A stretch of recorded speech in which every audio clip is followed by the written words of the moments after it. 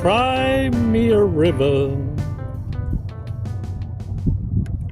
That's the next Hoover strategy.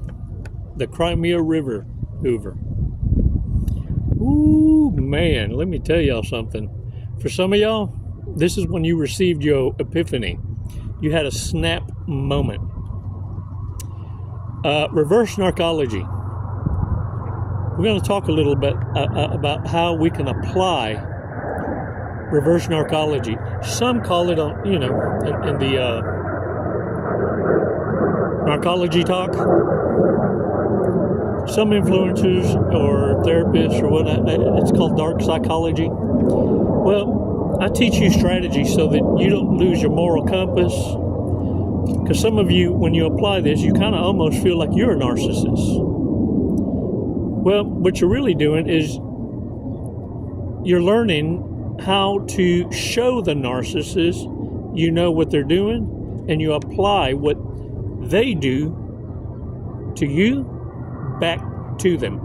This is how you cripple a narcissist, because once they figure one person knows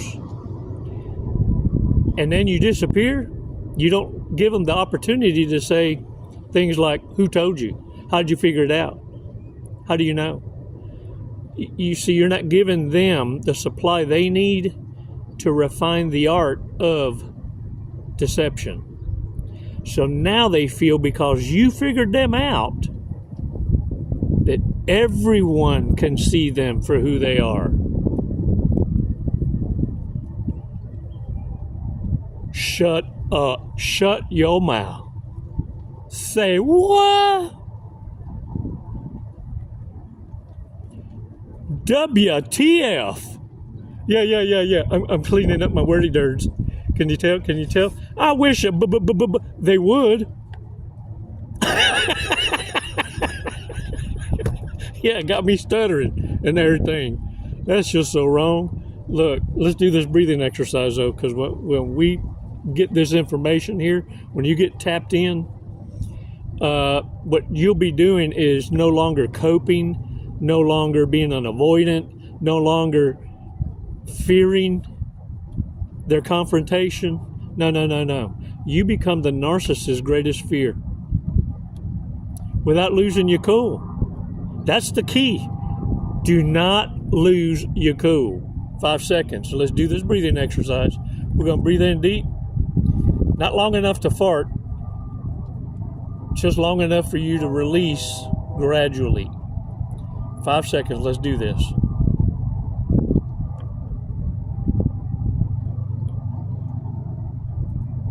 Release slowly.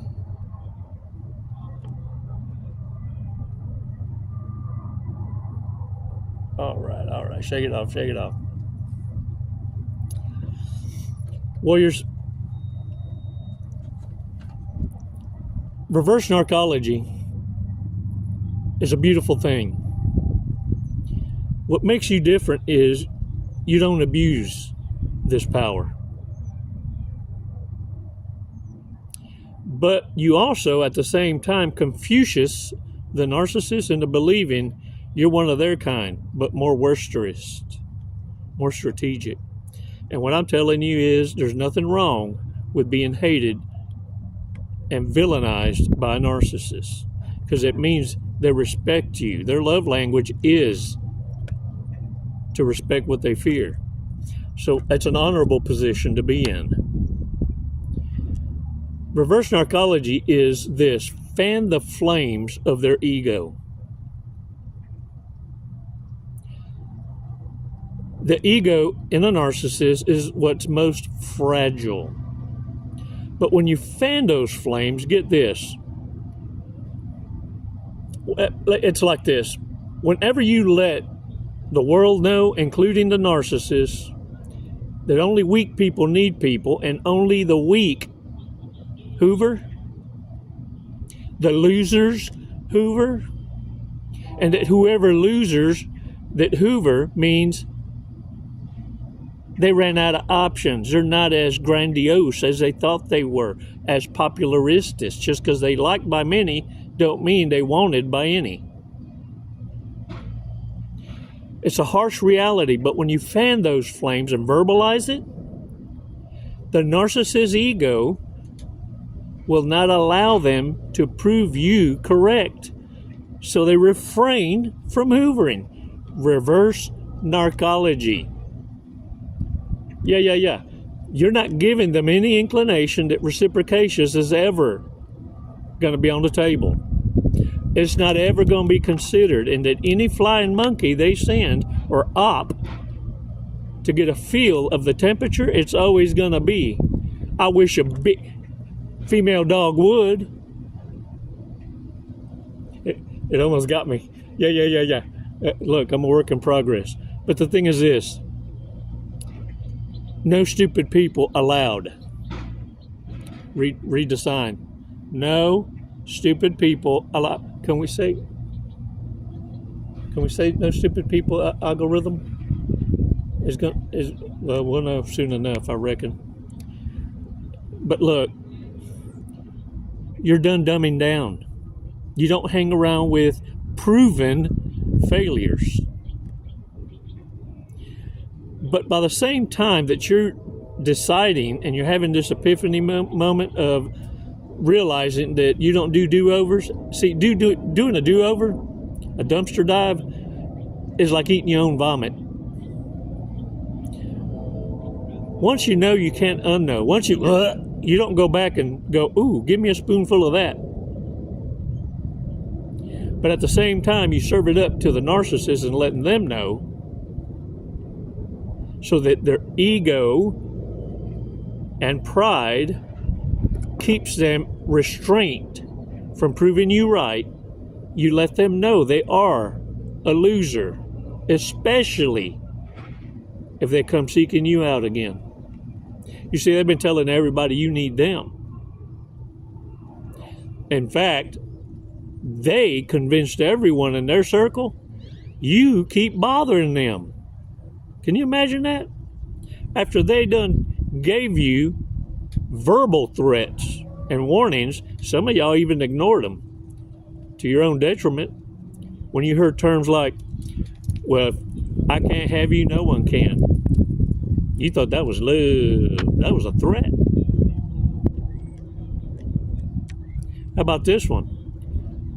No one's going to believe you anyway. That was an underhanded confession from the narcissist, letting you know that they have been smearing you behind your back so that everyone would turn a deaf ear to you. Your snap moment is when you finally realized this. I'm doing everything. Unappreciated. And what the hell do I need them for? Woo! Let's take a step back. When that moment hit you,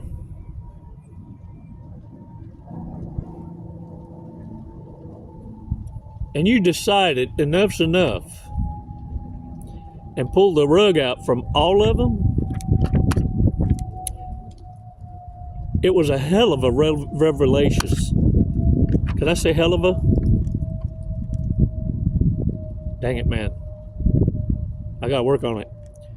Well, anyway, it was a hell of a revelation moment for you. A come to Jesus moment of freedom. Could you breathe again? I can breathe. It's like you realizing, even though you were in a huge crowd, you were never ever so much more lonelier with them than you ever were when you was literally by yourself.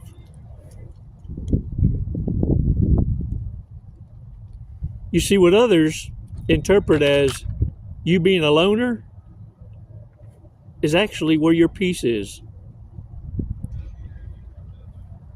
It's not loneliness. It's freedom.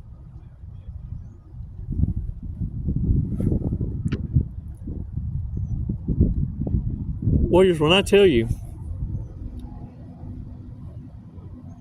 this year will be the year of consequence. Last year was the year of exposure. This year, 2026, will be the year of consequence. And when narcissists are backed into a corner being natural predators, and now they become the ones preyed on, the reprobate mind does what it does. It will destroy and take down the kingdom than to surrender power.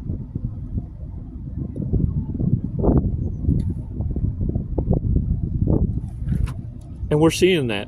And it's only going to get worse before it gets better. But what I want you to really get a grasp on is this. They really are the minority. And what you're going to start seeing some is transition. They're going to come on as being softer, understanding, and a part of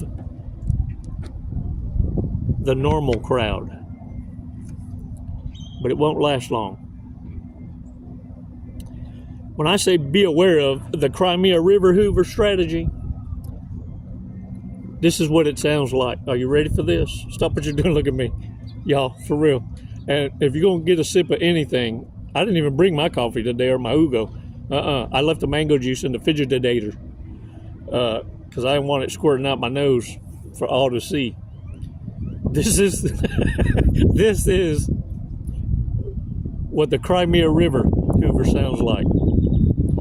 I see you don't want to be bothered, so I'm going to leave you alone.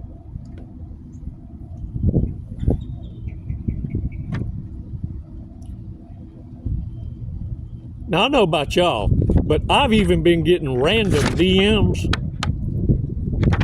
from narcissists with that exact same message. You hear me? Folks you ain't never even met is going to be sending you messages on the constant, wanting to be relevant in a world that already sees them for who they are. Look, this is the last gasp of a dying narcissist.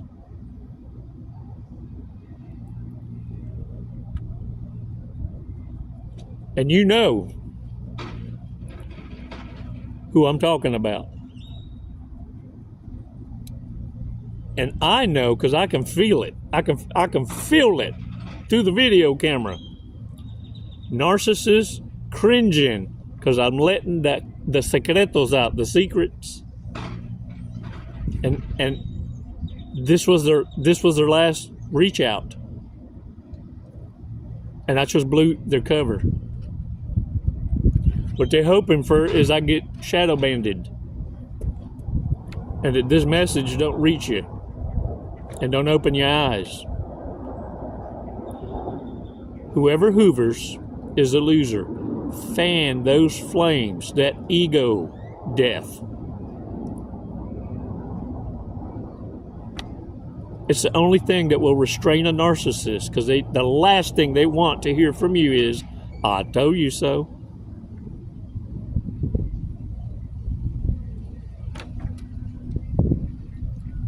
Talk about an ego death unlike no other. Only you and your words of rejection can end the game.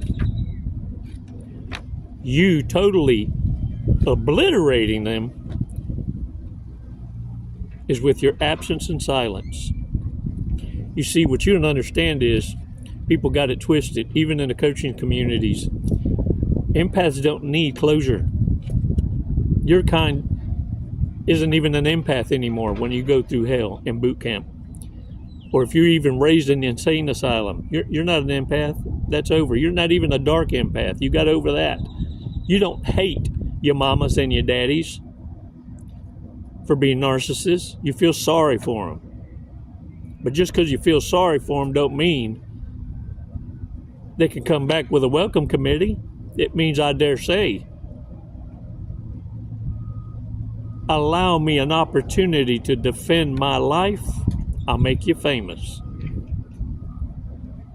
Fan the ego. Fan the flames of their ego. This will be the most inner destructive power you have over a narcissist.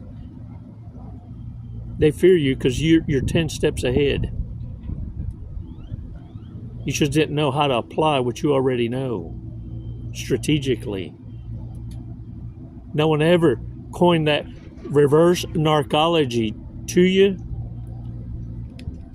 and strategically educated you on how to do it without losing your moral compass, your faith.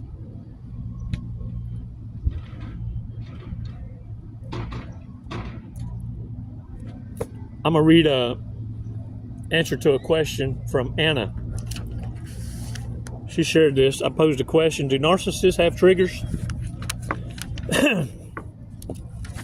And it reads, yes, they most certainly do. Showing absolutely no emotion and just staring at them with a blank face is something they cannot stand. If you fail to give them any reaction, they are going out of their way to see some fireworks or some crying in order to get what they need. This gray rock will trigger them.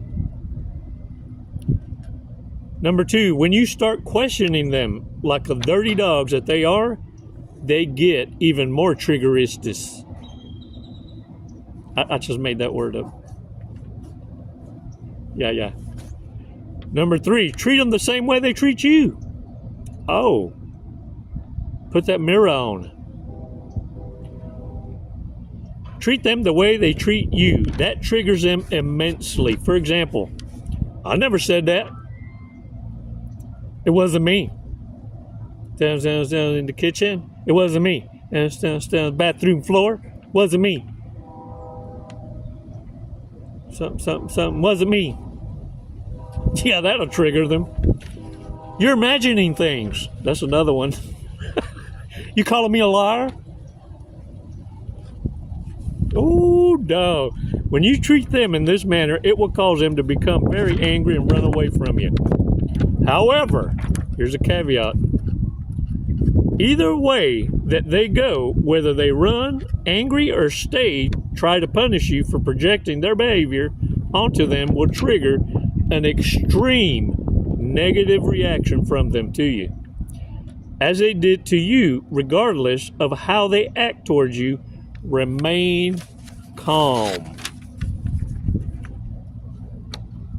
Y'all, I don't recommend this because it really throws them over. I mean, it's like overboard. I laugh and then I follow up like this.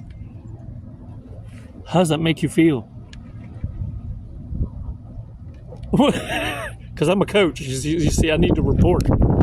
How do you feel right now?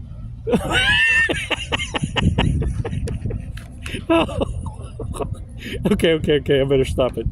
They also get a reaction when you let them know exactly who and what they are, that you know everything about them and their dirties, their evil tactics they've been poisoning you with, and you're fed up. You're fed up with it, and you call them out on their childish methods. Keep telling them all the lies they've told and smear campaigns, the cheating, the stealing, the manipulation tactics that won't work for them anymore. Oh, I did that on my way out. I call it a punch-out list. The punch-out list. Yeah. I let my exes all have it at the end. It's just, boom, lay the hammer down. They might flee or stay and abuse you physically, but it will either make them angry and run or cause a narcissistic rage, which in turn may injure you if they physically assault you.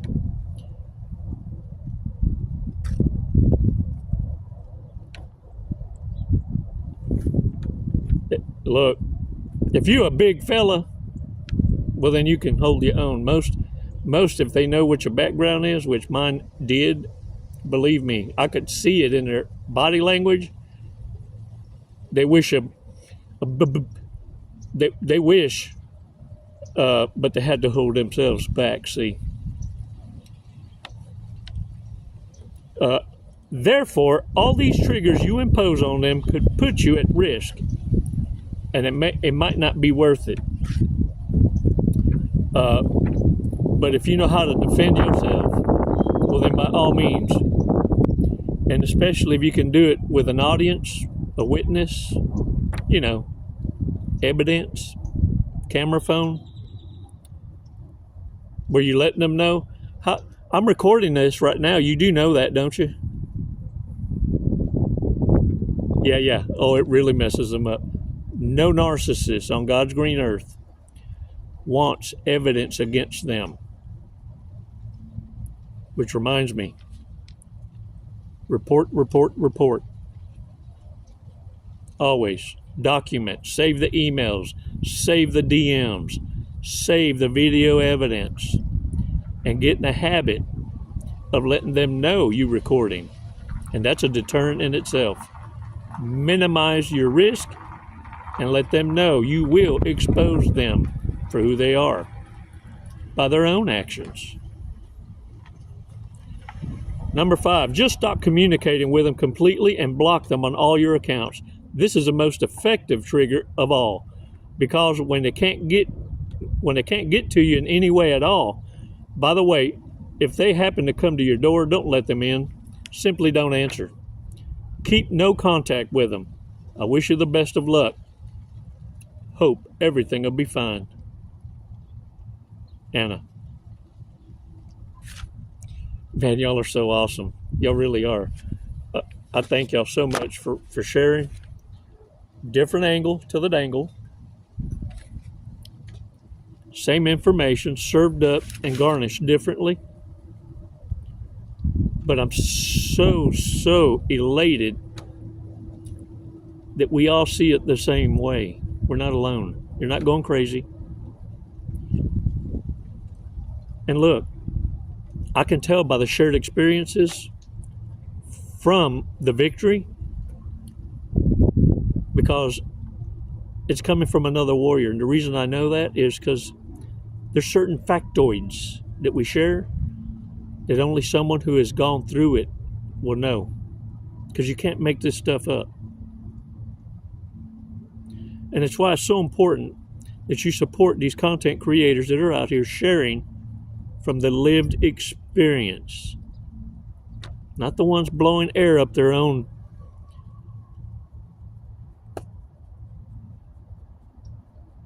But, can we say but? Badonkadonk. Wordplay. Trying to keep you stuck in their own loop, because many of them don't have the lived experience. They just have credentials. And they'll lead with that. They'll try to dominate the narrative and only hit the surface level, enough to keep you stuck in the business model, depending on them for a voice of reason, but never healing, just putting a Band-Aid on a hemorrhage.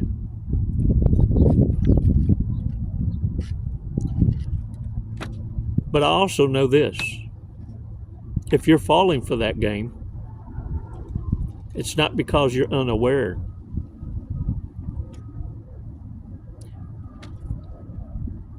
It's because you're comfortable with it. So I always say, what you don't change, you're choosing. You have to want it bad enough to come out.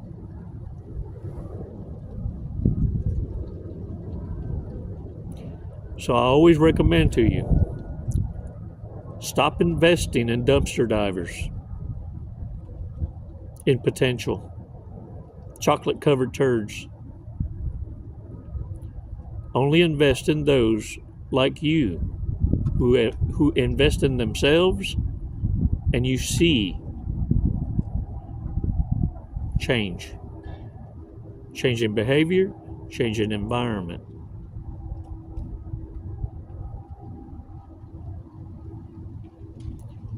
Because what makes you different than the rest is that change.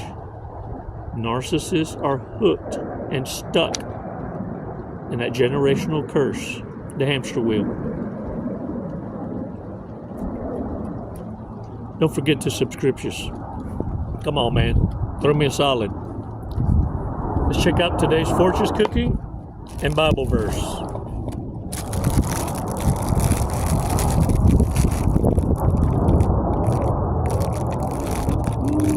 The eye in the sky.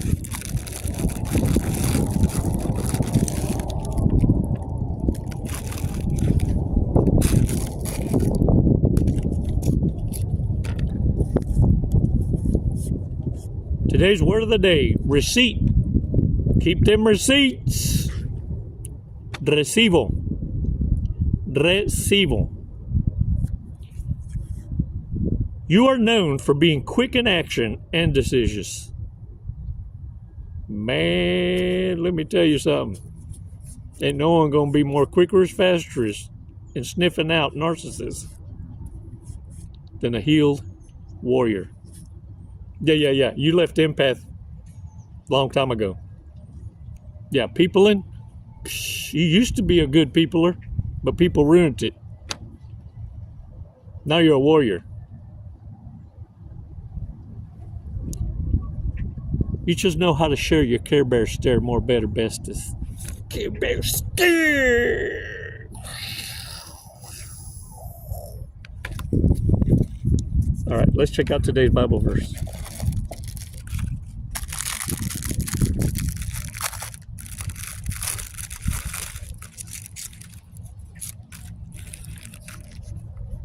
The Lord shall preserve your going out and your coming in.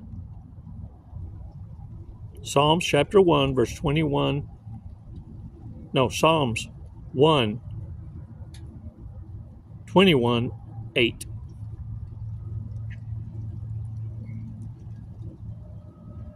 Interesting.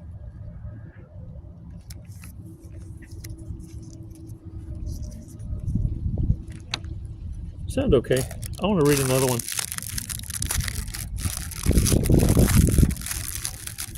I mean, I didn't mean like that. Like, sounds okay.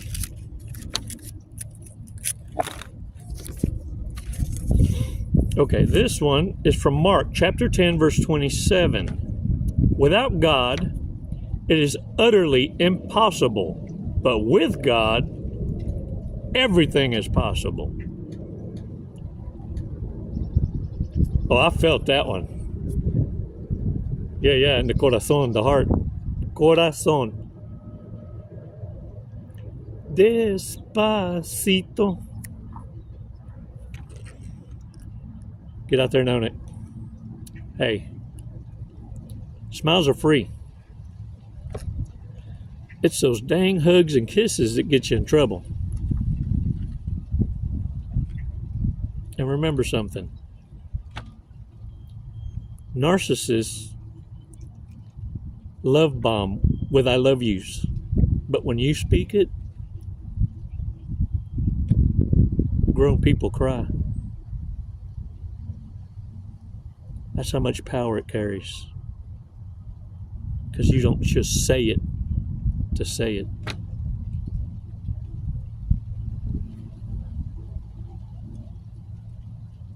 Get out there and own it. It's never goodbye. It's always until next time. Namaste.